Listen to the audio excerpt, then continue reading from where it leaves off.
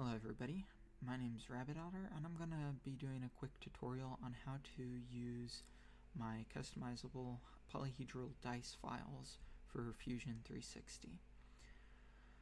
So once you've downloaded the files from Thingiverse, I'll put a link to this page in the description. You can download them from the Thing Files tab.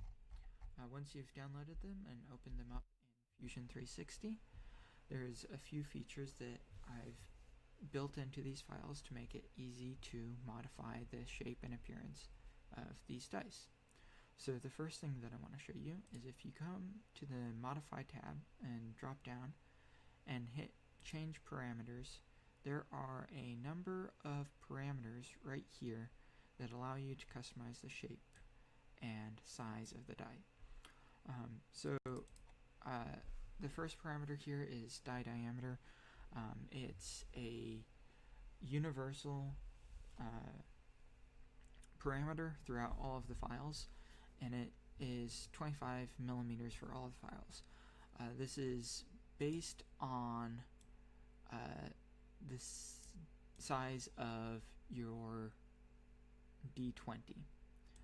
So the D20 will fit inside a 25 millimeter sphere for a standard size die.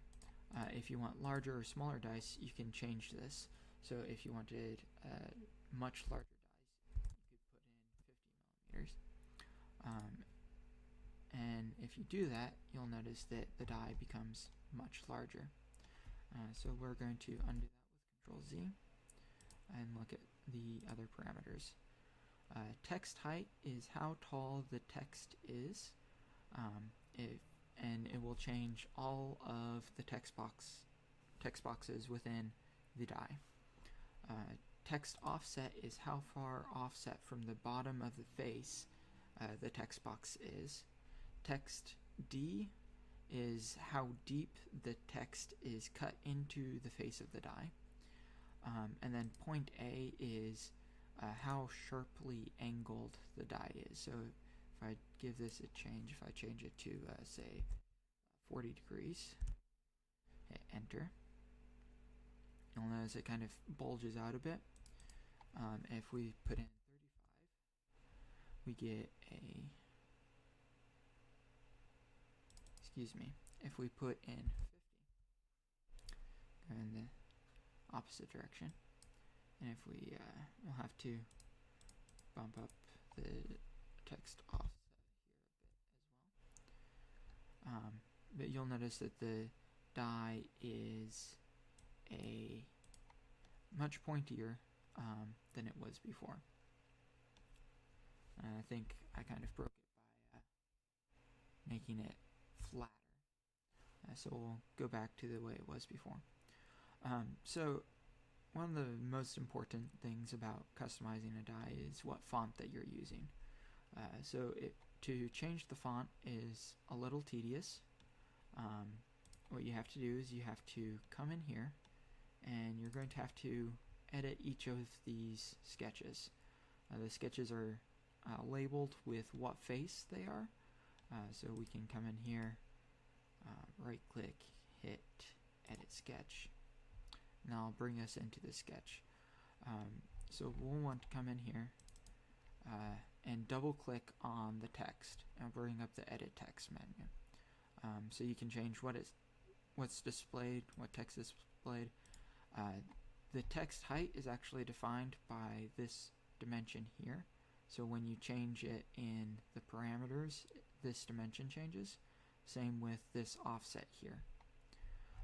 So you probably want some font other than Arial. These are intentionally very basic dice so that it's basic. You can take it and modify it how you want. So if you want a different font, you can just come in here and scroll around until you find a font that you like.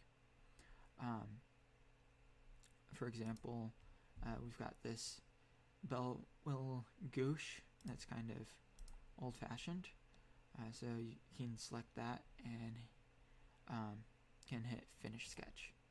Now, you might notice that this particular font is a bit shorter than the previous font. So if we come in here, we can come in and say change this to 14 millimeters instead.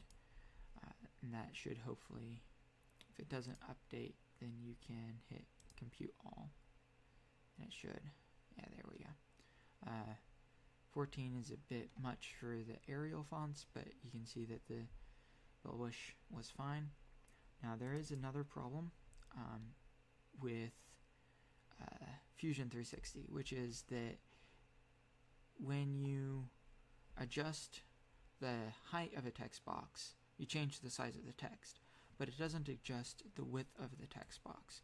So if you want this text box to be centered on the face correctly, you'll have to grab the right hand side and kind of drag it over manually.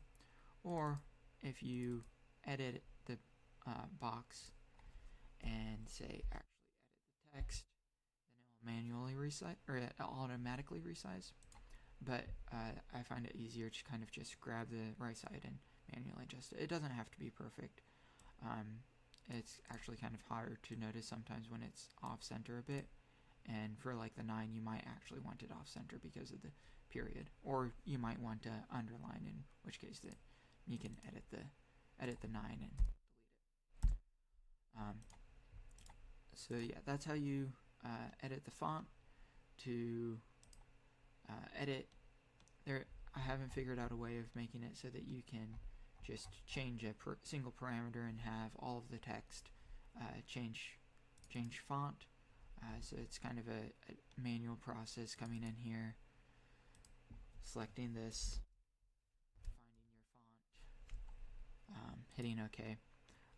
My advice is, if you're changing the font, select the largest number, or the physically largest number, like the 20 on a 20-sided die, or the 9 or 6 on a 10-sided die like this, and figure out how large from that you should set the text height parameter. And then when you go through and change all of the fonts to what you want, it should automatically adjust the text box to be the right size. Now, if you want to get a bit fancy with this, you can do a few things. You can add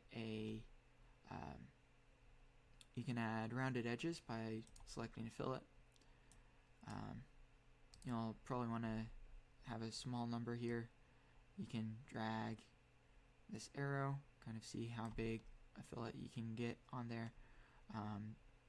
If you don't want the sharp edges, I prefer sharp edges for my dice, especially when I'm hand making these, because I use these files to 3D print masters, which I then polish and create molds out of with silicone, and then cast